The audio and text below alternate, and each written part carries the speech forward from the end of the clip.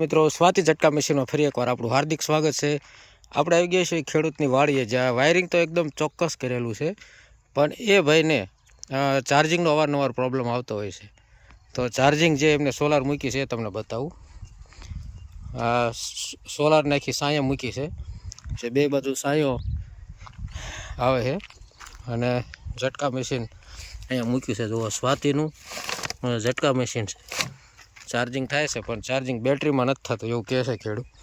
બેટરીનો અવારનવાર પ્રોબ્લેમ આવતો હોય છે એમાં, અને સોલારને સાંયે મૂકી અને ચાર્જિંગ કરે છે, પણ થતું નથી એવું કહે। સોલારની હાલત તમે જોઈ શકો છો, વાયરિંગ ચોક્કસ છે, પણ એમને ચાર્જિંગ નથી થતું એવું કહે છે। પણ સાંયા જો તમે સોલાર મૂકશો તો કોઈ દિવસ ચાર્જિંગ નહીં થાય, માટે સોલારને વ્યવસ્થિત જગ્યાએ મૂકો જેથી ચાર્જિંગ ચોક્કસ થાય।